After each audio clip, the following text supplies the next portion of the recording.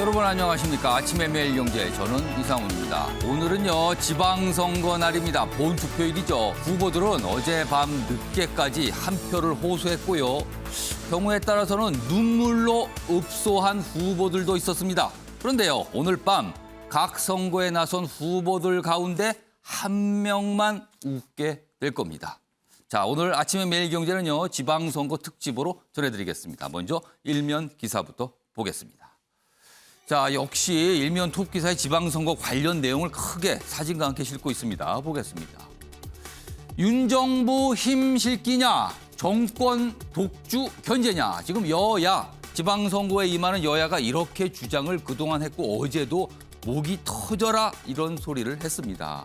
자, 여기 보면 기표서 준비하는 사진도 있고요. 아래로 가겠습니다. 여당에서는요, 완승으로 정권의 탄력, 힘을 주세요. 이렇게 호소했고요. 야당에서는요, 권력 균형을 만들어야 제대로 됩니다. 이렇게 호소를 한 상황입니다. 다음은 경향신문 보겠습니다. 역시 지방선거 소식이 일면 톱 기사인데요. 약간 방향이 다릅니다. 내가 찍는 곳에 달린 내가 사는 곳. 그러니까 내가 지금 살고 있는 곳, 거기서 투표를 하는데 그게 찍는 거에 따라 달라진다는 뜻이네요. 좀 더 보겠습니다. 오늘이 지방선거 선택의 날인데요. 시도지사 등 지역 일꾼 4,100여 명을 선출하게 되는 선거입니다. 자, 좀 더 보면요. 투표 결과는 자정 가까이 돼야 윤곽이 나올 것. 일단 전망은 이렇게 되고 있는데요. 지금까지 선거 보면요. 여야 거대 정당, 양당만 부각이 되면서 지방이 없는 지방선거 아니냐. 이런 지적이 나옵니다. 이름은 지방선거인데 막상 지방은, 지역은 안 보이더라. 중앙정치만 보이더라. 이런 지적을 담고 있습니다. 이번엔 한국일보 확인해 보겠습니다. 치솟는 대출금리 연 4% 돌파 8년 만에 최고를 기록했다. 그렇습니다. 금리가 계속 오르고 기준금리도 오르니까 더 같이 오르는 거예요. 그런데 이자 부담이 커지겠죠. 좀 더 보면 이렇습니다. 기준금리 인상 탓에 시중금리 줄줄이 오르고 있는데요. 주택담보대출 금리가 9년 만에 최고를 기록했다. 그렇다면 이른바 영끌을 통해서 집을 장만하신 분들 부담이 엄청나게 늘어나게 된다는 그런 얘기입니다. 마지막으로 조선일보 확인해 보죠. 자, 임대차법 2년 월세가 전세 처음으로 넘어섰다. 보니까요. 4월 거래를 따져보니까요. 반 이상, 과반이요. 월세입니다. 전세보다 월세가 많은 거예요. 이거는 보면은 통상 우리가 미국 등 서방 국가에서 월세가 보편적이잖아요. 그럼 그쪽 방향으로 가는 겁니까, 우리나라도요? 그런데 가만히 따져보니까 임대차법 시행 이게 영향을 준 거 아니냐. 이런 지적도 나오고 있습니다. 자, 지금까지 일면기사 짚어봤고요. 오늘도 뉴스의 의미를 깊숙하게 짚어주시기 위해 특히 오늘이 지방선거 날입니다. 지방선거 관련해서 심도 깊은 분석해 주시기 위해 네 분 자리하셨는데요. 한 분씩 소개해드리겠습니다. 자, 먼저 화면 가장 맨 왼쪽에 앉아 계십니다. 윤경호 MBN 논설위원 자리하고 계십니다. 그리고 그 옆에는요. 신경민 전 국회의원 나와 계시고요. 그리고 그 옆에 이현주 전 국회의원도 자리하고 계십니다. 네, 반갑습니다. 그리고 마지막으로 신재호 MBN 정치부 기자 나와 계십니다. 자, 네 분 안녕하세요. 안녕하세요. 안녕하세요. 자, 오늘 아침의 매일경제는 지방선거 특집입니다. 그래서 뭐 평소에는 키워드가 준비되는데요. 오늘은 키워드 자체가 그냥 지방선거입니다. 그래서 기사부터 바로 출발하겠습니다. 자, 혈세 380조 원이 걸린 당신의 한 표. 이게 80조 원이 무슨 소리일까요? 광역, 그리고 기초단체, 그리고 교육청에서 쓰는 예산을 합해보니까 한 해에 380조 낸답니다. 중앙정부 예산이 500조 훌쩍 넘어가죠. 그거에 비해도 상당히 많은 돈입니다. 그만큼 중요한 선거라는 겁니다. 좀 더 보겠습니다. 광역의원 한 명에 연간 8,800만 원 정도의 비용이 듭니다. 대기업 직원 연봉과 맞먹는 예산, 그러니까 잘 뽑으셔야 된다는 겁니다. 유권자들을 위해서 일할 분들을 잘 선택해야 된다. 이런 측면에서도 볼 수 있습니다. 그리고 52만 명 교사 예산 81조를 책임진 교육감 선거. 이번에 뽑는 겁니다. 오늘 교육감 선거 하셔야 돼요. 아이들 미래가 달렸다. 이렇게 돼 있습니다. 그만큼 중요하다는 겁니다. 여기 표로도 뭐 오늘 몇 명을 뽑아야 되는지 이런 것까지 정리가 좀 돼 있는 상황입니다. 자, 그럼요. 지금부터 현장 연결을 차례로 한 명씩 해보겠는데요.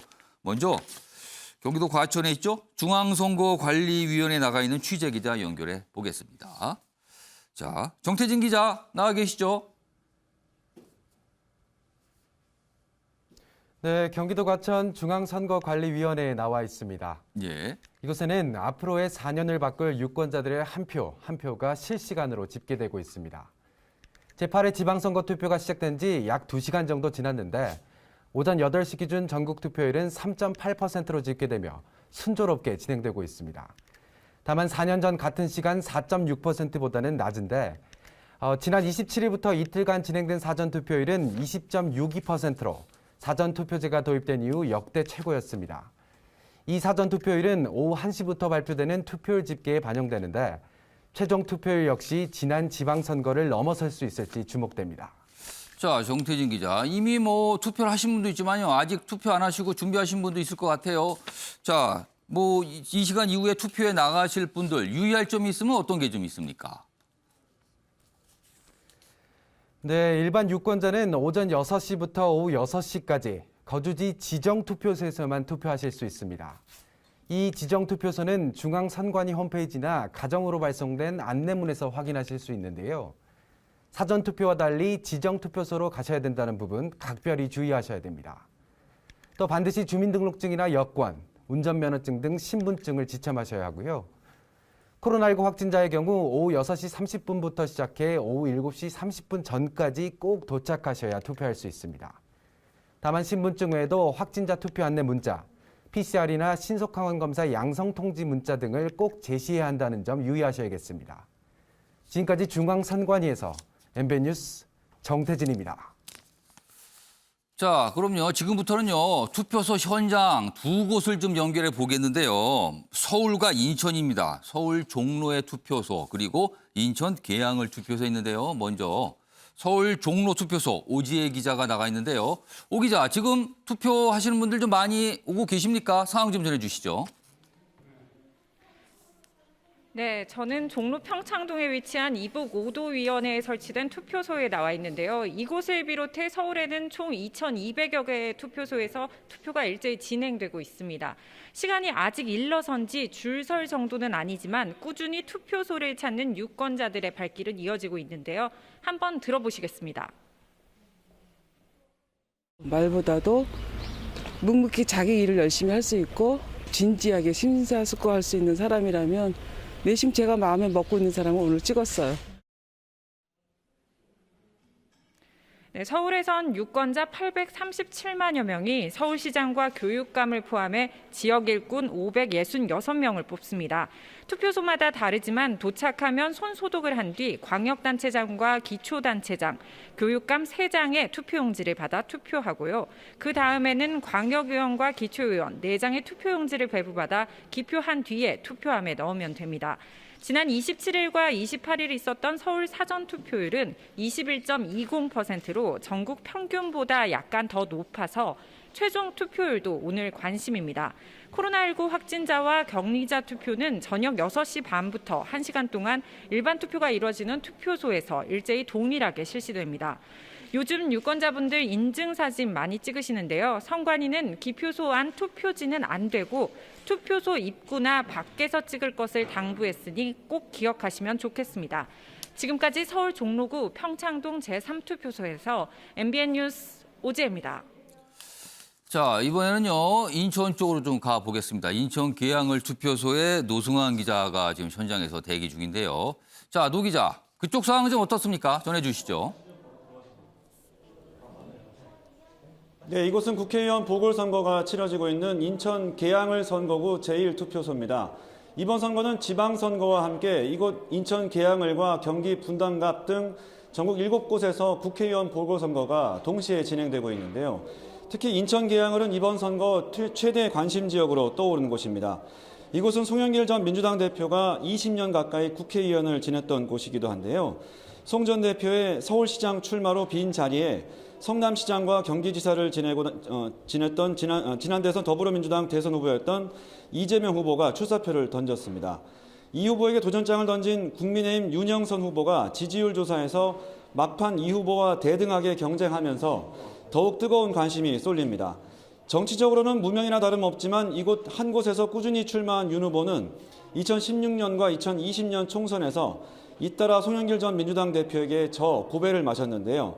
세 번째 도전인 이번 보궐선거에서는 치열한 접전이 예상됩니다. 특히 이 후보가 선거 막판에 김포공항을 인천공항으로 통합 이전하겠다고 공약하면서 윤 후보는 물론 국민의힘 지도부가 정면으로 반박하면서 뜨거운 논란이 일기도 했는데요. 아울러 대통령 후보까지 지냈던 이 후보가 본인의 근거지가 아닌 인천에서 출마한 걸 두고도 이 선거 내내 손쉬운 승리를 위한 선택이 아니었냐는 국민의힘의 비판이 거셌습니다. 이번 선거 최대 격전지로 떠오른 인천 계양을 유권자들이 어떤 선택을 내릴지 관심이 집중되고 있습니다. 지금까지 인천 계양을 선거구 제1투표소에서 MBN 뉴스 노승환입니다. 자, 선거 때마다 뭐 여러 가지 관심사는 있지만요. 그중에 한 가지가 바로 투표율입니다. 뭐 사전 선거가 있을 때는 좀 더 높아진 상황인데요. 이번 지방선거 사전 투표율 20.62%. 4년 전 선거보다 아주 조금 높아진 상황인데요. 자, 그럼 역대 지방선거 그리고 과거 선거의 투표율은 어땠을까? 화면으로 좀 소개해드리죠.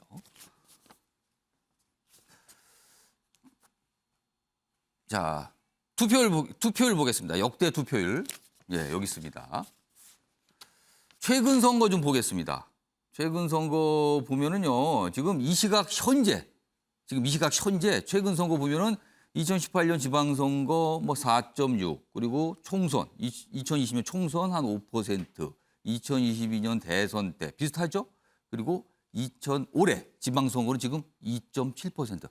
그렇다면은 최근에 있었던 물론 대선, 총선, 지방선거 약간 성격이 다르기 때문에 뭐 직접적으로 비교하기는 어렵습니다만 그거보다는 조금 낮은 거 아닌가 이런 수치가 좀 나오고 있습니다. 다음 보겠습니다.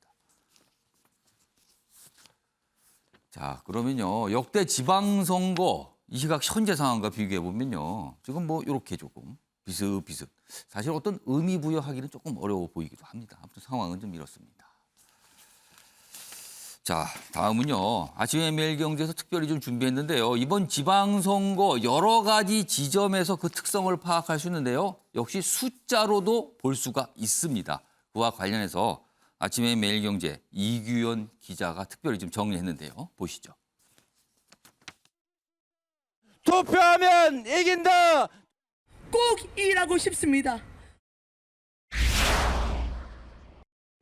이번 지방선거에서 유권자들이 받는 투표용지는 7장, 보궐선거까지 치러진다면 8장입니다. 전체 유권자 수를 고려하면 인쇄된 투표용지는 약 3억 장. 차곡차곡 쌓으면 세계에서 가장 높은 에베레스트 산의 3.3배에 달합니다. 뽑을 사람이 많으니 후보자 선거 공보물도 만만치 않습니다. 5만 8천 부에 달하는 것으로 집계됐는데요. 한 줄로 이으면 15만 6,460km로 지구를 3바퀴 돌 수 있는 거리입니다. 선거 벽보는 총 79만 부에 달합니다. 쫙 펼치면 잠실 야구장 6개는 다 채울 수 있습니다. 투표용지, 공보물과 벽보 등 선거에 사용된 종이의 총 무게는 무려 12,853톤. 종이 1톤을 생산하려면 30년 된 나무 17그루가 필요하다고 하니 이번 선거로 약 21만 그루의 나무가 베어진 셈입니다. 개표 결과가 나오기도 전에 이미 당선된 사람도 있습니다. 경쟁자 없이 단독 출마해 무혈 입성하는 건데요. 광역의원 108명 등 509명으로 전체 선출 인원의 약 12%에 이르는 수치이자 역대 가장 많습니다. 지난해 말 선거법 개정으로 출마 최저 연령 기준이 만 18세로 낮아지면서 2000년대생들도 출사표를 던졌습니다. 이번 지방선거 후보자 중 10대는 만 18세 4명, 만 19세 3명 등 모두 7명. 청소년의 인권이 존중받는 사회를 만들겠습니다. 최연소 후보자와 최고령 후보자와의 나이 차이는 무려 63살에 달합니다. 나이는 숫자에 불과하다지만 후보 간 득표율이 같을 경우 연장자가 당선됩니다. MBN 뉴스 이규현입니다. 자, 지금 뭐 미리야 준비한 여러 가지 내용 전해드렸는데요. 그럼 아침에 매일경제 본격적으로 신문기사 소개해드리겠습니다. 다음 기사 보시죠. 자, 오늘 이걸 좀 알아두셔야 돼요. 여기 보시면 용지, 투표 현장에 가면요. 일단 용지를 7장을 받게 됩니다. 물론 국회의원 보궐선거가 치러지는 곳에 계신 유권자분은요. 여기다 한 장이 더해져서 8장을 받게 되는 겁니다. 자, 그런데요. 이게 그럼 잘 보시면 주의할 점이 꽤 많아요. 이게 혼동될 수 있거든요. 일단 기표도 7번 하셔야 돼요. 한 장에 한 번만 찍으셔야 되는 겁니다. 한 장에. 이게 왜 나왔냐면요. 기초의회 의원을 뽑는 이 투표의 경우에는요. 한 당에서 후보를 2명 이렇게 출마한 경우가 있거든요. 그러니까 가나 이렇게 표시됩니다. 그걸 보고 같은 당이니까 다 찍어야지 이러시면 안 되는 겁니다. 한 번만 찍으셔야 되는 거예요. 그래서 굳이 7번 하셔야 된다는 걸 강조하는 겁니다. 그리고요. 여기 보면 투표용지 견본이 나와 있습니다. 좀 소개해드리죠. 일단 가장 혼동이 되실 수 있는 게 바로 이겁니다. 교육감 선거 투표용지는요. 여기 보시면 아시겠지만 이름만 있습니다. 이름만. 통상 투표용지 보시면 이 아래쪽으로 볼까요? 여기 보면 광역자치단체인데요. 이 아래쪽 잡아주시기 바랍니다. 여기 보면 기초단체장 선거 투표용지, 광역자치단체장 선거 투표용지인데 여기는 기호 뭐 1번, 2번, 3번 그리고 당 이름도 있어요. 이거와 달리 다시 위로 가겠습니다. 여기 보시면 교육감 선거는요. 그런 게 없습니다. 그냥 이름만 있어요. 이름만. 요거 받으시고 당황하시면 안 됩니다. 이게 이런 겁니다. 오늘요. 그리고 그 옆에 보면 여기 보면 이제 광역의회, 뭐 광역의회 비례, 그다음에 기초의회 이건 뭐 비슷합니다. 이렇게. 자, 아래로 가겠습니다. 그런데요. 요게 또 한 가지 주의하실 점이 있어요. 7장을 받게 되는데요. 이게 한 번에 2묶음으로 줍니다. 2묶음으로. 첫 번째는요. 1차 투표는 광역단체장, 기초단체장, 교육감 그리고 때에 따라서 여기에 국회의원 보궐선거 후보자 투표까지 이렇게 1차로 하셔야 되고요. 2차는요. 시구 의원 그다음에 시구 비례대표 의원 선출 따로 이렇게 묶음이 있습니다. 그러니까 2번에 나눠서 하시는 겁니다. 이렇게 설명을 들었는데도 막상 가면 또 당황하실 수 있어요. 그래서요. 요 여러 가지 좀 주의할 점이 있는데 요거 오늘 이 MBN 정치부의 신재호 기자 나와 있거든요. 저 질문을 좀 몇 가지 나눠서 드릴게요. 일단 많은 분들이 투표 현장에 혹시 아이를 같이 데리고 가서 아니면 아기를 데리고 가서 투표할 수 있는가? 요즘에 반려견, 반려묘 키우시는 분들 많거든요. 그러니까 혼자 홀로 놔두기가 뭐하니까 같이 갈 수 없는가? 이거 문의하신 분인데 이건 어떻습니까? 뭐 일단 말씀 주셨던 것 중에서 이제 반려견대 먼저 말씀을 드리면 예. 이제 원래 안내 표시가 되어 있는 이제 장애인 안내견은 이제 원칙적으로 출입이 허용이 됩니다.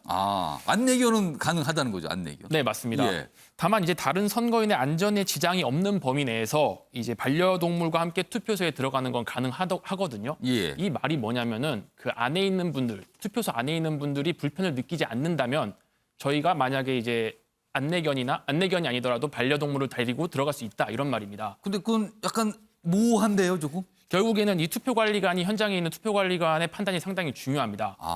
그래서 일각에서는 좀 안전한 소형견 같은 경우는 그냥 들여보내도 되지 않느냐 뭐 이런 얘기도 사실 돌긴 하는데 만약에 덩치가 큰 이 반려견은 어떻게 되는 겁니까, 그러면? 대신에 이제 그 안에 있는 투표관리관이 이 덩치가 큰 반려견이어도 괜찮다, 안전해 보인다, 안에 있는 사람이 불편을 느끼지 않는다 하면은 이제 들여보낼 수 있는 거고 소형견인데도 뭐 많이 짖거나 이렇게 하면 들어갈 수가 없습니다. 그 현장에서 판단을 좀 받아야 된다는 거군요. 맞습니다. 그럼 아이는 어떻습니까? 아이 같은 경우는 이제 선거권이 없는 자녀의 경우 초등학생 이하의 어린이는 투표소에 입장할 수가 없습니다. 예. 다만 이제 기표소, 이제 투표하는 곳이죠. 예. 거기에는 미취학 아동만 입장할 수 있다는 점을 좀 유의하셔야 됩니다. 자, 그리고요. 이 코로나19 이제 확진되신 분들 여전히 뭐 매일같이 나오고 있거든요. 이분들 투표는 오늘 어떻게 진행됩니까?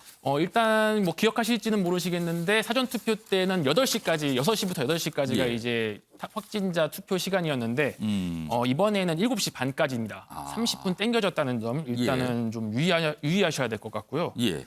코로나19 확진자분들은 신분증, 마스크와 함께 보건소로부터 받은 투표 안내 문자나 PCR, 예. 뭐 신속 항원 검사, 양성 문자 등 양성 여부를 확인할 수 있는 증거를 가지고 오셔야 합니다. 그러니까 뭔가 좀 서로 좀 챙겨 가셔야 되는 거네요. 맞습니다. 자, 그리고 방금 전에 이 교육감 선거 이게 가장 많은 분들이 좀 혼란스러워 하시는데 뭐 정당이나 기호 표시가 없기 때문에 그래요. 그런데 이 교육감 선거 투표용지의 후보들의 이 순서 배치가 뭐 지역에 따라 다르다는 얘기가 있는데 그건 뭡니까?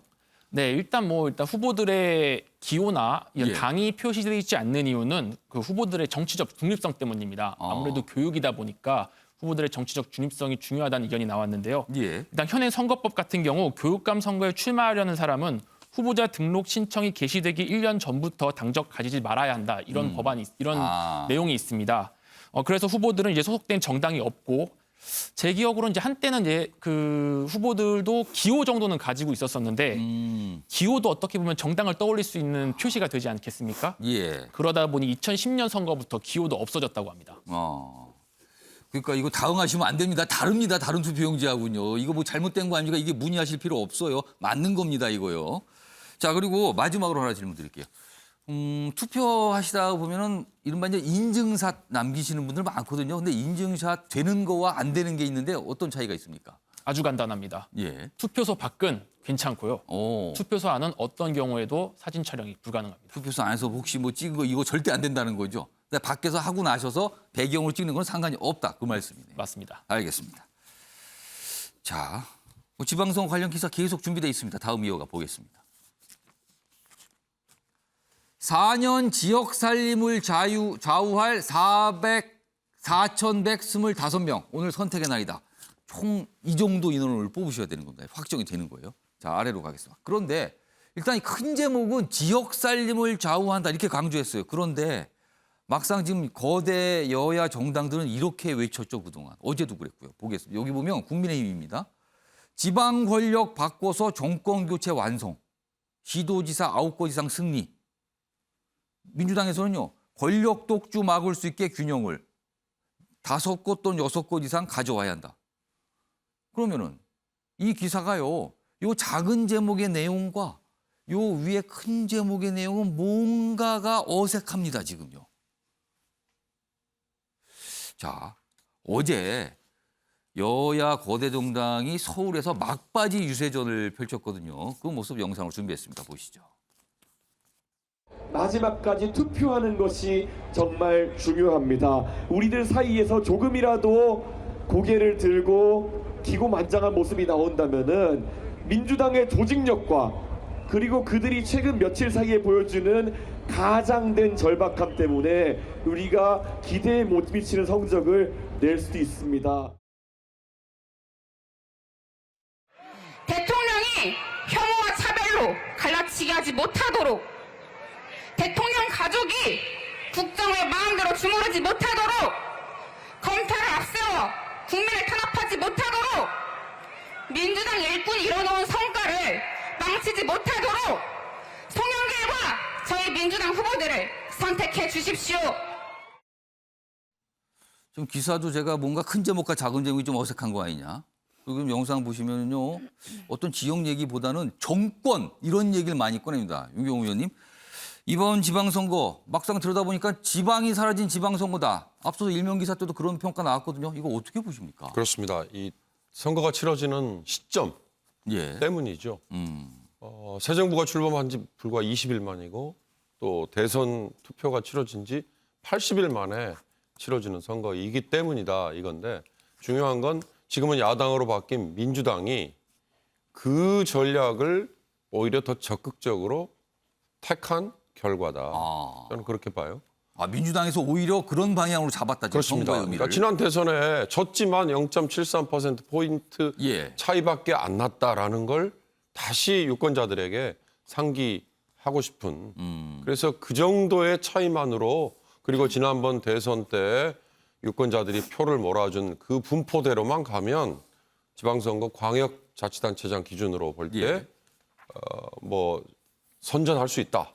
이 전략을 취한 걸로 보는데 예. 앵커가 거듭 소개를 했습니다만 지역 살림을 맡을 일꾼이라는 게 이 지방선거가 갖는 의미인데요. 예. 그걸 정말 좀 잘 생각해 보시고 따져봐야 될 일이다. 서울시 예산만 해도 44조 원이잖아요. 예. 경기도지사 예산만 해도 경기도 예산만 해도 33조 원입니다. 다 합치면 특별회계까지 더할 경우에 400조 원이에요. 중앙정부 예산 600조니까 결코 작은 돈이 아닌데 이걸 4년 동안 끌고 나가야 되는 거이기 때문에 얼마나 이게 우리 생활 바꿀 수 있는 중요한 선거냐. 한번 생각해 보십시오. 우리 동네 뒤에 있는 계단이 무너졌다. 이건 어디에 얘기하죠? 그렇군요. 그렇습니다. 그거 하나만 생각해 보셔도. 지방선거에서 뽑히시는 분들이 해결해야 될 문제들이군요. 그게. 그렇습니다. 그리고 더 중요한 거 하나는 예. 자치단체 장들이 가지고 있는 권한을 견제할 수 있는 지방의회, 예. 뭐 광역이든 기초든 의회 의원들이 이걸 견제할 수 있어야 되는데 아쉽고도 불행하게도 우리는 줄투표를 하잖아요. 그 결과가 지난번 대선 때 조금 나왔습니다만 뭐 법인카드가 뭐 오용이 되고 남용이 돼도 왜 사전에 걸러지지 못하느냐. 예. 초록 동색이라는 것 때문 아니에요? 자기 당 출신의 자치단체 장이 있는 경우 지방의회 의원들이 그걸 매몰차게 견제를 안 한다. 그러니까 이 지방의회, 지방자치단체, 예. 이 지방자치 제도가 발전을 하려면 이런 견제와 균형이 같이 이루어져야 되는데 이번이 8번째 아닙니까? 우리가 지금 과연 이게 자리를 제대로 잡았는지 아니면 고쳐야 될 부분이 예. 더 많은지 예. 이번 선거가 끝나고 나서 다들 고민을 해봐야 될 것 같습니다. 그러니까 지방선거 흔히 말하면 풀뿌리 민주주의를 실현하는 것이다. 뭐 이런 평가, 이런 의미를 가져요. 그런데 과연 풀뿌리에 집중하는 건지 아니면 더 높은 나무 가지에 지금 집중하는 건지 모르겠다 이런 말씀들 하시거든요. 아무튼 현실은 좀 그렇습니다. 그 현실이 그렇다 보니까요. 특히 수도권, 여야 거대 정당들이 수도권에 굉장히 집중을 했거든요. 그러면서 여기서 많은 말들을 쏟아냈습니다. 자, 수도권 경쟁에서 나온 말 영상을 준비했습니다. 보시죠. 저는 경기도지사 선거에 출마합니다. 경기도에서 반드시 이기는 선거를 하겠습니다. 저 김은혜는 대한민국 국민이자 경기도민의 한 사람으로서 오늘 경기도지사 선거 출마를 선언합니다. 지금 우리에게 필요한 것은 말꾼이 아니라 일꾼입니다. 책상 위에서 줄 긋는 관료와 확실히 다르다는 것을 보여드리겠습니다. 청와대 비서를 하면서 정관 예우로 젊은 나이에 없는 자리까지 만들어서 KT 전문하면서 그와 같은 우리 청년들의 공정과 기회를 뺏는 그와 같은 일을 하는 사람이 경기도지사 후보가 돼서 되겠습니까? 거액의 후원금을 21년에 10월에 내신 분인데요. 대장동 주민분들의 피눈물이 서릴 수 있는 그 돈이 이재명 후보와 김동연 후보와의 혹 단일화 대가로 들어간 것이 아닌지 그 의혹이 일고 있습니다. 여러분의 한 표가 정말 간절합니다. 여러분 도와주십시오. 투명한 도청으로 새 시대 열겠습니다. 잘하겠습니다. 부탁드립니다. 김은혜. 인천부터 승리하고 전국 과반 승리를 반드시 이끌겠습니다. 윤영선과 이재명의 싸움이 아니고 계양 구민과 이재명의 싸움이고 인천 시민과 이재명의 싸움이고 지난 대선에서는 심판자를 선택했으니 이번에는 유능한 일꾼들이 필요한 시기라고 생각합니다. 우리 당이 계양에서 힘을 받습니다. 여러분 반드시 승리해서 우리 윤석열 정부 일할 수 있도록 해야겠죠. 혹시 여기에 계양을에 아는 분 계시면 전화해 주십시오. 다른 분들 포기하지 않게 하면 우리가 이길 수 있다. 이 25일도 채 되지 않은 분 그리고 언제 떠날지 모르는 분 다시 말해서 25년의 텃세와 25일의 철새의 대결입니다. 김포공항을 인천공항으로 통합하면 제주관광 망가진다. 이런 삼척동자도 아는 거짓말을 명석이 서울시장이라는 분이 집권당의 지도부라는 분들이 하면 되겠습니까?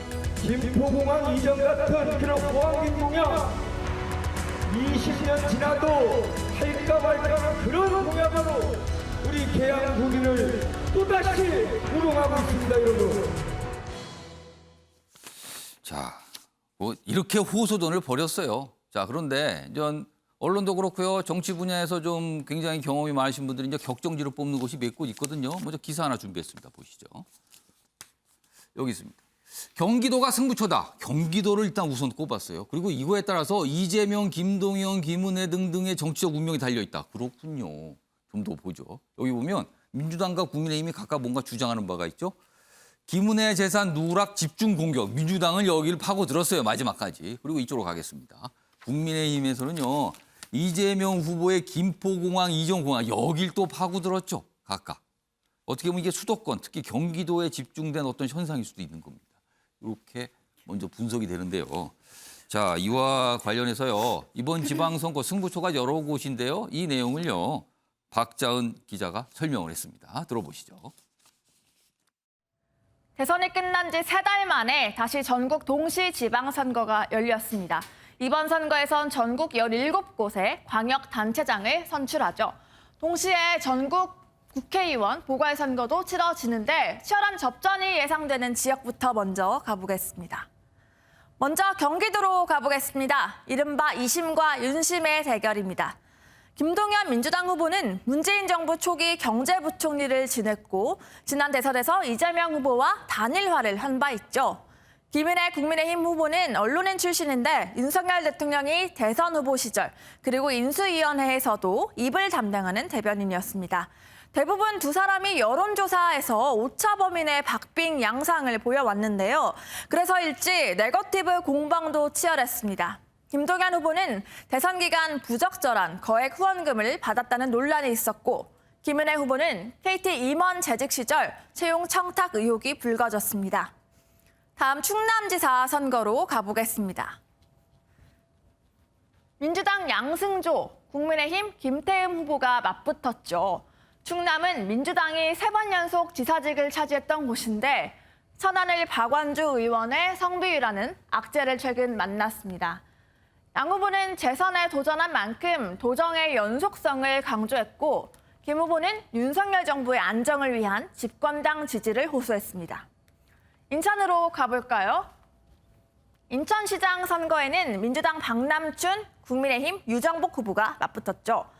박 후보는 재선을 노리는 만큼 인천 개발과 친환경 도시화, 시정 안정에 힘을 실었고 4년 만에 다시 시장에 도전하는 유 후보는 인천 경제 활성화를 일공약으로 내세웠습니다. 이 인천시장 선거에 또 다른 변수가 있죠. 이재명 민주당 후보가 출마하는 개항을 보궐선거가 어떤 영향을 미칠지 관심이 쏠리는데요. 그래서 최대 격전지이자 전국적인 관심을 받는 인천 개항을 보겠습니다. 대선 패배에 책임을 지겠다며 지방선거 감독과 선수로 등판한 이재명 후보와 지역에서 25년간 의사 생활을 한 무명의 윤영선 후보가 겨룹니다. 초반 예상과 달리 박빙의 판세를 보여왔는데 개항을 투표 결과가 단순히 의석 하나를 얻느냐 마느냐에는 그치지 않을 전망입니다. 지금까지 충무로 스튜디오에서 MBN 뉴스 박찬이었습니다. 자, 그럼 여러 승부처 중에 이번엔 경기도에 지금 집중을 한 기사를 보겠습니다. 기사 하나 있습니다. 김동연도 김은혜도 막판 눈물 작전이요. 이거 표 한 번 더 주세요. 한 번만 밀어주세요. 이거죠. 근데 의미는 달랐다는 겁니다. 김동연, 저는 34년 경험을 가진 일꾼입니다. 뭔가 얘기하면서 자괴감이 있다. 이런 얘기일 거네요. 김은혜 후보도 같이 다른 인물들과 같이 유세 나서면서 어떤 얘기를 들을 때마다 약간 눈물을 보이는 모습이 좀 반복되고 있는 상황이거든요. 자, 그럼요. 이 두 후보의 눈물, 울컥, 이런 겁니다. 어떤 모습이었는지 확인해 보겠습니다. 저렇게 험진 많고 말 바꾸고 재산 축소하고 대기업 입사 청탁 비리하고 하는 후보와 제가 박빙이라고 합니다. 너무나 참담하고 자괴감이 듭니다. 제 진심과 진정성을 다해 간절하게 말씀드립니다. 도와주십시오.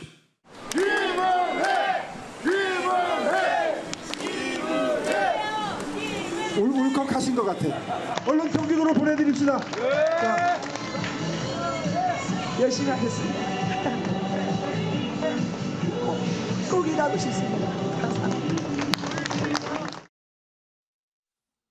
그 여러 가지 마음이 들겠지만 아마 체력적으로도 굉장히 힘든 상황이 아닐까. 그래서 아마 저런 모습이 아닐까 이런 또 짐작도 좀 됩니다. 자, 경기도 얘기 좀 해보죠. 물론 여야 이기는 쪽은 아무래도 뭐 탄력을 받겠죠. 근데 이제 그거야 뭐 당연한 것 같고요. 이번에는 가정을 거꾸로 해보겠습니다. 먼저 이현주 전 의원께요. 만약에 경기도지사 선거에서 국민의힘이 지게 된다면 어떤 현상이 벌어지는 겁니까? 그 이후에는. 경기도가 죄송합니다. 저도 유세 때문에 목이 좀 쉬어가지고 예. 경기도가 이제 승부처라고 말씀들 하시는데요. 예. 저는 뭐 그렇게까지 너무 또 이렇게 하는 것은 또 언론에 또 그런 경향이 있습니다. 언론이 너무 지금 집중해서 조명을 네, 하는 건가요? 네. 왜냐하면 이미 대선 때도 5% 이상 졌고 그다음에 또 경기도 자체가 조직력에서 예. 굉장히 밀리는 곳이기 때문에 네, 거기가 또 이제 어떻게 보면 일부 판교 이런 것들을 빼고는 예.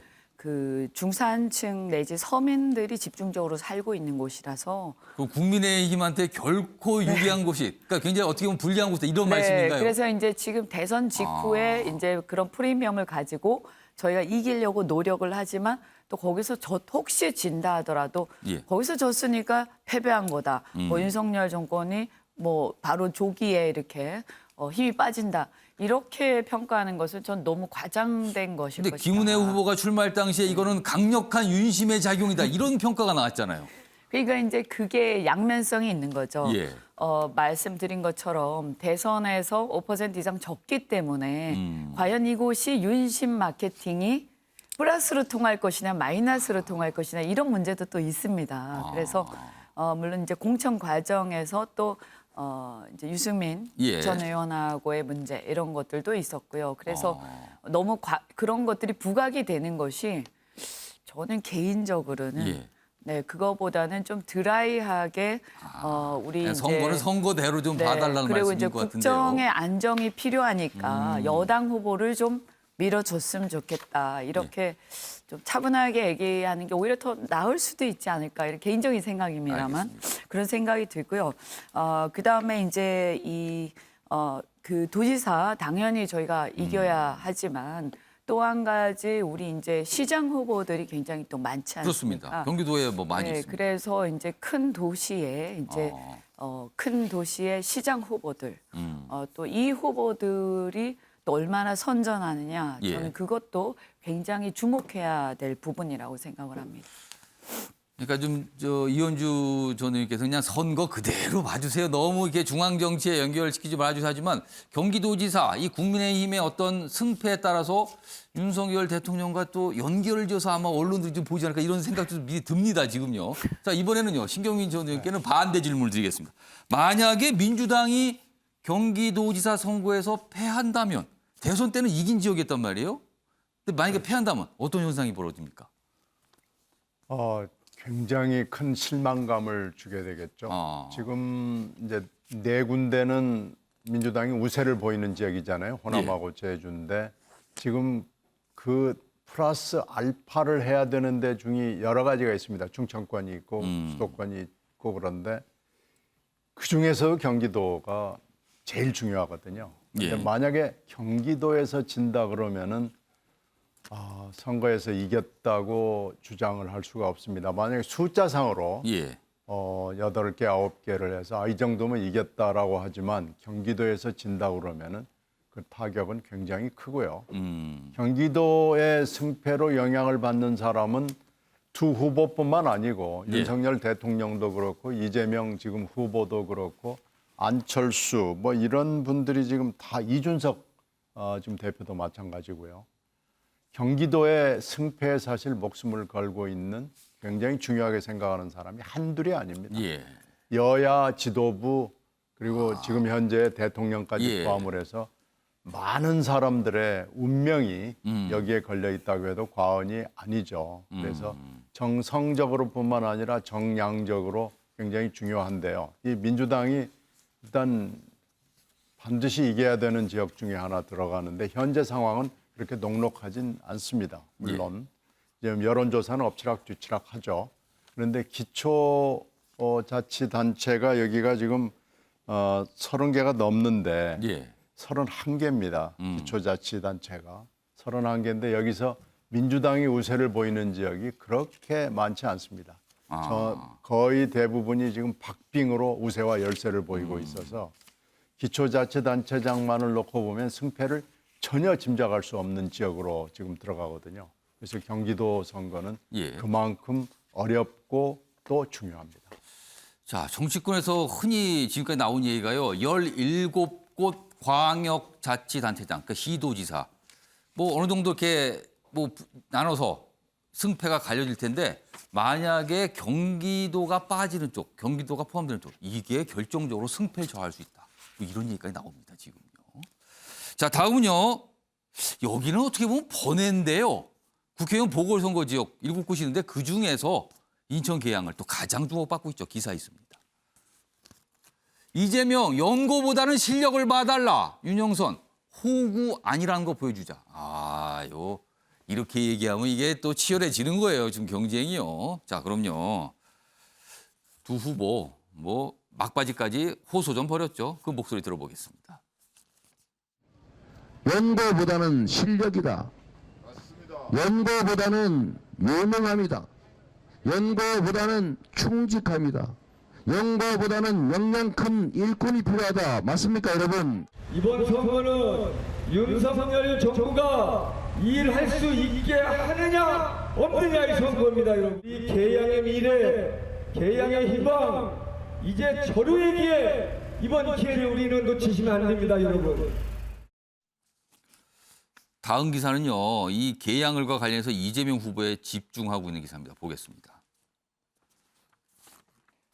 대선 2차전 이재명 패배 땐 회복불능이다. 인천 계양을이 이런 의미가 있다는 거예요. 이재명 후보에게는 개인적인 정치적인 향후 미래에 관련해서 이런 의미가 있다는 거예요. 만약에 진다면 이거는 치명상일 수 있다는 거죠. 지금 이런 분석까지 나옵니다.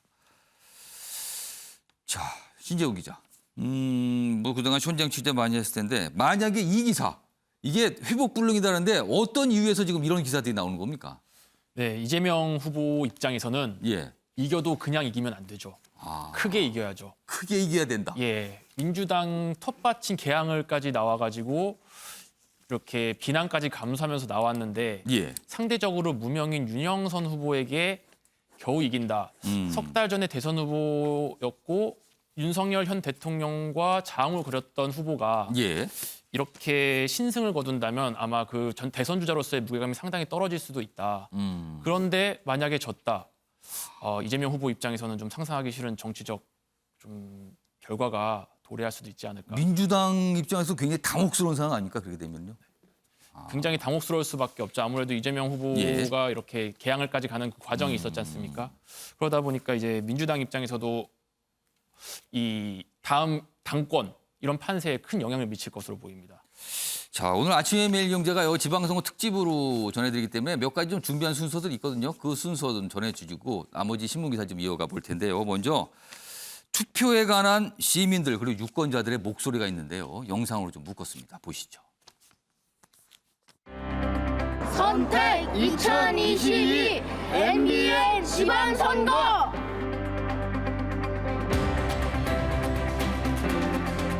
국가 완성을 위해 자동이 가정을 지원해주는 지역 상권을 살리는 우리를 위한 진짜배기 엄마 아빠와 함께 투표를 내 삶을 위한 소중한 한 표.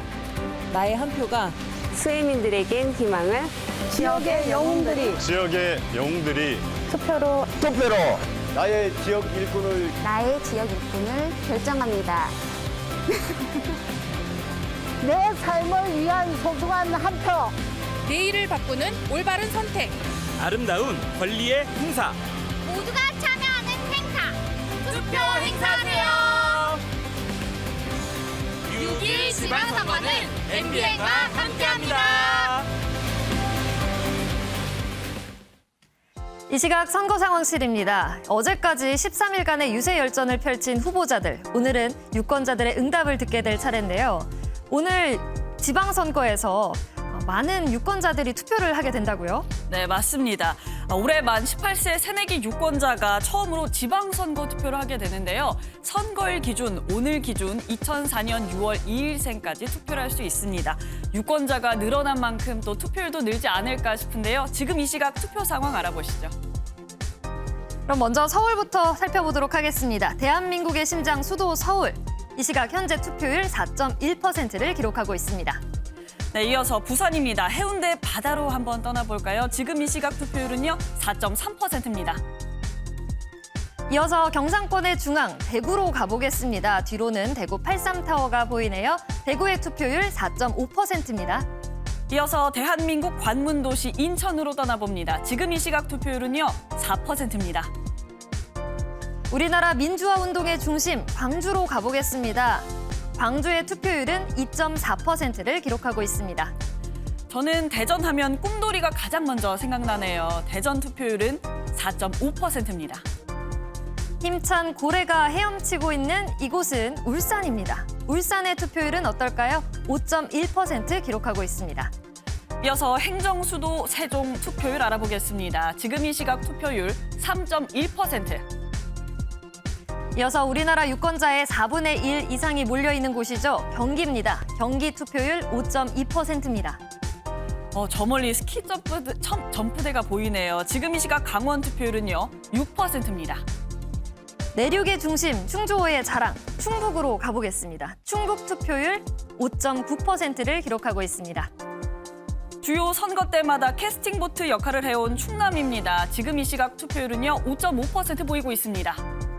자, 이번에는 아름다운 한옥 전경이 펼쳐진 전북으로 가보겠습니다. 전북 투표율 4.7%입니다. 여수 엑스포 공원이 보이는데요. 사전 투표율이 가장 높았던 전남입니다. 지금 이 시각 5.7% 투표율 보이고 있습니다.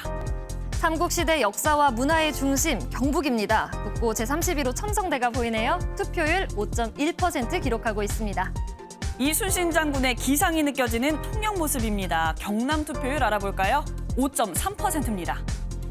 전체 17개 광역단체의 최남단, 제주입니다. 제주의 투표율은 4.4% 기록하고 있습니다.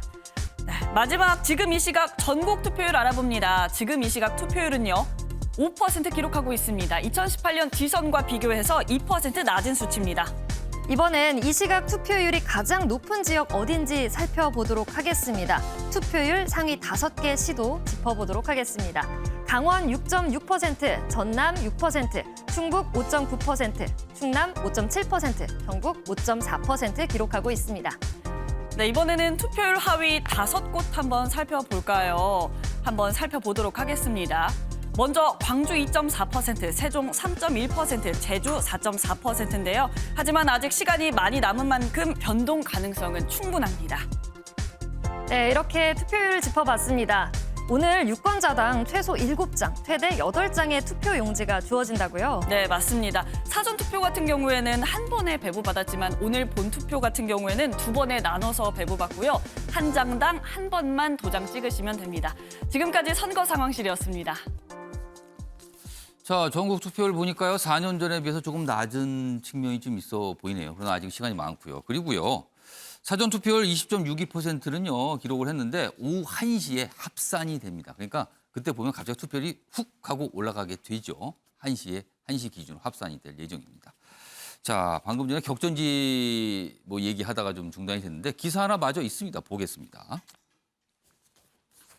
자, 이겨도 크게 이겨야 하는 이재명, 그리고 김은혜 지면 반쪽 승리는 안철수. 여기 보면 이재명, 안철수, 대선 후보였던 분들이 또 등장을 했죠. 이 얘기 좀 해보죠. 먼저 이호주 전 의원께요. 개항을 특히 주목받고 있습니다. 갑자기요. 어떻게 보셨습니까, 지금? 저는 이 개항은 사실은 민주당 입장에서는 텃밭이나 다름이 없는데요. 예. 지금 이렇게 접전을 벌이고 있는 것 자체가 이미 상당히 패배한 거다. 이 자체가 지금 이 모습이. 네네. 예. 그리고 애초에 저는 너무 무리한 출마였다고 생각을 합니다. 그래서 민주당 입장에서 보면 이재명 후보의 개항을 출마로 인해서 상당한 패착이 있었다. 그리고 그거를 하기 위해서 거기 나가기 위해서 그렇게 저희가 어떤 단정하기는 어렵겠지만 예. 추정하기에는 거기 나가기 위해서 송영길 후보가 서울로 가신 거 아니냐 이런 이제 예. 의심까지 하지 않습니까? 예. 근데 이런 것들이 방탄 출마 아니냐 이런 이미지를 가지고 오고요. 또 이제 대선에서 졌는데 자숙하지 않고 이렇게 별로 연고도 없는데 나가고 이런 모습으로 인해서 저는 보면 잘 보시면요. 민주당의 지지율 하락 이게 민주당 내부의 내분이나 이런 것도 있지만 예. 사실은 이 개항을 출마와 송영길의 서울 출마, 송영길 후보의 이것이 연쇄적으로 이어지면서 상당히 뜬금없고 좀 굉장히 안 좋은 의혹들을 많이 불러일으켰습니다. 그래서 저는 이게 굉장히 무리한 이것이 이 자체가 패착이었다. 예. 뭐 이길지 어떨지는 모르겠습니다. 그거는 예. 뭐 워낙 텃밭이었으니까요. 그리고 최근에 보면 김포공항 이 문제도 사실 굉장히 개항을에 집착한 발언이에요. 예. 개항을 입장에서는 김포공항 옆에 소음 문제나 여러 가지가 있기 때문에 당연히 이전을 환호를 하죠. 예. 그러니까 본인의 어떤 승리를 위해서 전체의 판도를 갖다 흐트러뜨리는 그런 발언을 하신 거 아닌가 이런 또 굉장히 비판적으로 저는 보고요. 예. 그리고 이제 안철수 문제에 대해서는 이것은 좀 너무 무리한 해석이다. 이렇게까지 한 거는 뭐 반쪽 승리 네, 만약에 네. 경기도가 안 된다면 네, 이제 초박빙이니까 어떻게 결과 나올지 모르겠습니다만 예. 이제 안철수 대표가 안철수 후보가 경기도 전역을 돌아다닐 수 있는 상황이 아니거든요. 예. 그래서 이제 자기 그 분당에 출마를 하셨는데 아마 이제 성남이라든가 또 그 일대 화성, 수원, 예. 용인 이쪽에는 영향을 미치겠지만 경기도 워낙 다양하고 거리가 있어서 북부랑 이런 데까지 경기를 그 영향을 미치기는 어렵고요. 예. 이걸 가지고 대선 후보 시험대다 이렇게 하는 것은 좀 너무 많이 나간 것 같다. 그러니까 이재명 후보와 안철수 후보를 같이 무슨 대선 후보로서 어떤 역할로 이걸 같이 보기 좀 어렵다 이런 말씀인데요. 자, 신경민 전 의원께는요. 이재명 후보 그러니까 여론조사 공표 금지 기간 이전에 공개됐던 여론조사상으로 보면은 박빙 지지율 결과들이 많이 나왔었거든요. 이 자체가 이거는 벌써 뭐가 문제가 발생한 거다. 지금 이현주 선생님께서는 그렇게 해석을 해주셨어요. 어떻게 좀 보셨습니까? 뭐 크게 보면 맞는 분석이죠. 지금 크게 이기냐, 간신히 이기냐, 예. 아니면 지냐. 뭐 진다면은 또 뭐 많이 지진 않겠지만 하여튼. 그 세 가지 정도의 지금 세 가지 가능성을 보시는 정도의 거네요. 선택지 중에 하나가 오늘 밤 내지는 내일 새벽에 나오겠죠. 그런데 어떤 결과가 나오더라도 이재명 후보는 아마 당의 위기와 개혁을 빌미로 해서 당권을 장악하려고 나온다고 저는 봅니다. 만약에 지더라도 뭐 명분을 만들어 가지고 나오려고 하지. 난 졌으니까 깨끗이 여기서 사라지겠다. 그럼 8월 전당대회는 이번 이 개항을 선거 결과 상관없이 어떻게든 역할을 하려고 할 것이다 이렇게 보시는 겁니까? 저는 그렇게 보고 제 의견에 동조하는 사람들이 당 안에 좀 있죠. 물론 지면은 사라진다고 보는 의견도 있지만 저는 절대로 그럴 뿐이 아니라고 생각합니다. 그래서 정치적 의지는 굉장히 강한 걸로 보시는 거네요. 그러면. 그리고 지금 이번에 김포까지 이렇게 김포공항 이전 문제 내지는 폐양까지도 제시를 하고 그것을 계속해서 우기고 당내 분란을 일으키는 걸로 봐서는 절대로 졌다고 그래서 그만두고 물러날 뿐이 아니다라는 느낌을 저는 확실히 가지고 있고요. 김포공항이 이 공약이 어떤 영향을 주느냐라는 것도 눈여겨볼 대목인데요. 만약에 제주에 영향을 미친다면 제주 선거에 현재 보궐선거까지 있기 때문에 제주도 도지사와 제주도 지금 다른 선거 보궐선거까지 영향을 미친다면 책임론이 아마 나올 겁니다. 그럼에도 불구하고 이재명 후보는 모든 것을 극복하고 내가 당의 위기와 당의 개혁을 위해서 나오겠다라는 캐치프레이즈를 내설 것으로 저는 봅니다. 그렇지 않다면은 김포공항 폐항이라는 이전이라는 이 극약 처방을 가지고 나올 리가 없잖아요. 그러니까 지금 앞으로 상황은 녹록지 않다 이렇게 봅니다. 알겠습니다. 자, 윤경호 의원께는 안철수 후보 집중해 보죠. 여기 보면 경기도 선거 결과와 안철수 후보는 좀 맞물려 있다. 뭐 이렇게 좀 해석했거든요. 어떻게 보십니까? 글쎄 그렇게까지 볼 필요가 있을까요? 저는 개인적으로 안철수라는 정치인이 이번 국회의원 보궐선거 나온 과정을 보면 정말 좀 거저먹는다는 표현을 하면 맞을지 모르지만 그의 지금까지 한 10여 년 이상의 정치 행보 중에 가장 쉬운 게임을 상대적으로 좀 손쉬운 상황이다 지금. 그렇습니다. 출마하는 과정도 그렇죠. 그다음에 선거운동하는 과정에서도 그렇죠. 예. 사실 윤석열 정부 출범 때 공동정부로서 안철수의 기여 이걸 생각한다면 뭐 처음에 거론된 것처럼 총리라든지 아니면 기타 뭐 인수위원장에 걸맞는 뭔가를 차지했어야 지금 대중들 유권자들의 뇌리에 안철수가 기억이 될 텐데 지금 점점 잊혀져 가고 있었지 않습니까? 심지어는 윤석열 대통령이 안철수에게 국무총리를 주겠다는 생각이 정말 있었던 거야? 라고 되묻는 사람도 있었죠. 그런 여러 가지를 이번 이 국회의원 보궐선거에 나와가지고 굉장히 유리한 싸움을 함으로써 다 불식을 시켜버렸다. 그리고 이제 당내에 리더십 확보를 위한 싸움에 굉장히 교두보를 마련했다. 문제는 앞으로 안철수라는 정치인이 국민의힘 안에 들어가서 안철수 계를 만들 만큼의 리더십을 행사를 하느냐, 보여주느냐. 이 싸움이겠죠. 그런 점에서 안철수는 이번 국회의원 보궐선거는 굉장히 쉬운 게임, 이걸 하고 있는 거다. 통상 정치로 보면은 굉장히 어려운 지역에 가서 힘겹게 이겨야 정치적으로 힘을 받는 거 아닙니까? 그렇습니다. 그런 점에서 당내 진입을 하더라도 과연 이 발광 효과를 낼 수 있을까? 이번 지방선거판이 그쪽 그분 당신 덕택에 이겼습니다. 뭐 이런 소리가 나오지는 않을 것 같다는 그냥 거예요. 원내 진입 이외에는 저는 별로 득을 보는 거는 없을 것 같다 이런 생각이 듭니다. 아무튼 대선 주자로 꼽히시는 분들의 정치적인 행로가 이번 지방선거와 많이 좀 맞물려 있다. 뭐 이런 기사는 오늘도 나와 있어요. 많이 그동안도 많이 나왔고요. 자, 지방선거 관련 기사 하나 더 있는데요. 뭐 이어가 보죠. 막판에 뭐 이런 게 약간 좀 논란처럼 좀 비춰졌어요. AI 윤석열 남해군수 지지 동영상 시끌 뭐 이렇게 돼 있습니다. 이거 뭐 간단하게 요약을 했는데 뭐 내용이 좀 이렇게 복잡하게 지금 전개가 돼요. 자, 국민의힘의 남해군수 후보가 뭔가를 이거를 뭐 유포했다 이렇게 돼 있는데 민주당은 이거 선거법 위반이다 수사 촉구. 근데 국민의힘에서는 아니 대선 때 썼던 영상에 자막 넣은 것뿐이다. 이게 대통령하고 무슨 관련이 있는가? 뭐 또 이런 반응인 거죠. 다음 기사 하나 더 보죠.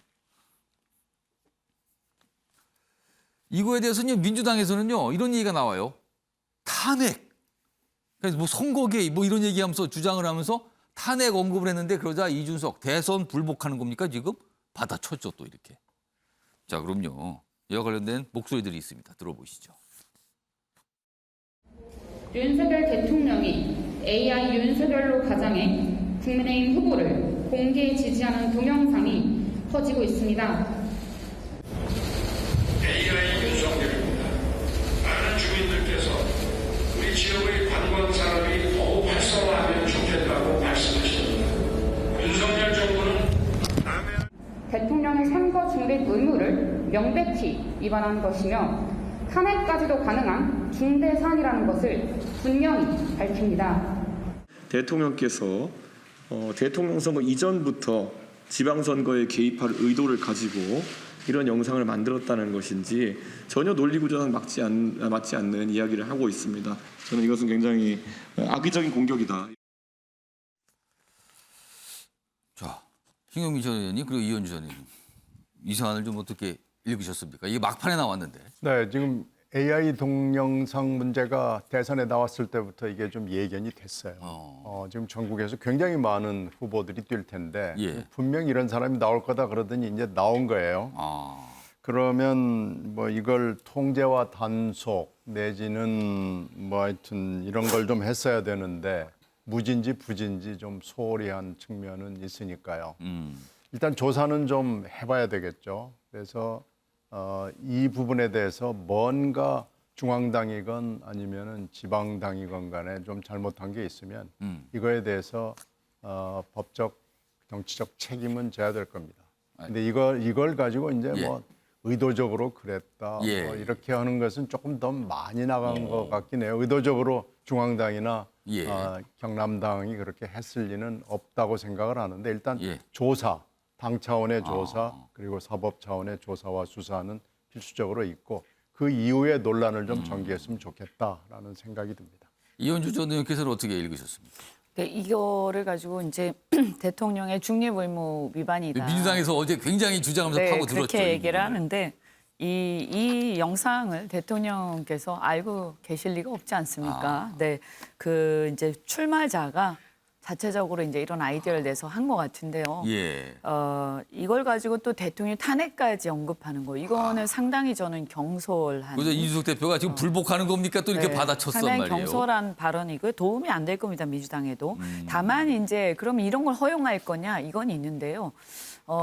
지금까지 선관위나 이런 데서 이 문제에 대해서 분명한 기준이 없었기 때문에 사실 선관위의 문제도 있습니다. 그래서 이걸 가지고 그 군수 후보를 바로 처벌하기는 저는 어렵다고 보고 조사를 하고 어느 정도는 이분의 선처를 하되 앞으로 이런 것을 허용할 것이냐. 저는 굉장히 위험하다고 생각합니다. 왜냐하면 좋게도 쓰일 수 있지만 이 비방하는 데도 쓰일 수 있거든요. 악용될 수도 있다는 네, 거죠. 그래서 굉장히 이것은 위험하다. 네. 자, 요거에 대해서는 선관위도 이제 뭐 알아보겠다. 뭐 설명이 좀 있었습니다만 아주 명확하지는 않거든요. 그래서 좀 더 봐야 된다. 뭐 이런 정도의 분위기의 설명이 좀 있었습니다. 자, 다음은요. 뭐 정치권 최근에 있었던 정치권 이슈와 관련된 내용들이 어제도 조금씩 좀 진척된 사항도 있었거든요. 먼저 문재인 전 대통령 관련 사항이 좀 있군요. 무슨 고소 얘기입니다. 욕설, 모욕, 문재인 전 대통령 부부 자택 시위자 4명을 고소했다.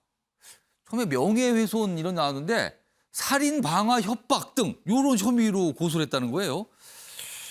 일단 윤경호 의원님, 살인, 방화 혐의 요거는 좀 이게 뭐죠? 이렇게 좀 생각을 하게 되네요. 어떻게 보셨습니까? 홀로 멀리 찍혀 있는 동영상이긴 합니다만 홀로 담장 위에 올라서서 외치는 분의 얘기를 간간히 보니까 정말 감정이 실려 있는. 이런 내용, 이런 걸 생각할 수 있는 내용이 담겨 있다는 듣는 거예요? 사람이 보기에는 정말 저런 살인, 방화, 협박에 가까울 정도로 느낄 수도 있겠다 싶은 생각이 들어요. 근데 이제 문 대통령과 부인이 고소를 하기로 한 게 아마 명예훼손일 거예요. 그리고 이제 모욕죄도 지금 검토를 한다는 건데 우선은 오죽하면 저럴까라는 엊그제 뉴스에서는 딸 다혜 씨가 뭐 SNS에 올린 글 내용들이 공개가 됐죠. 지워졌긴 했지만 그것 때문에 좀 언론의 주목을 끌었죠.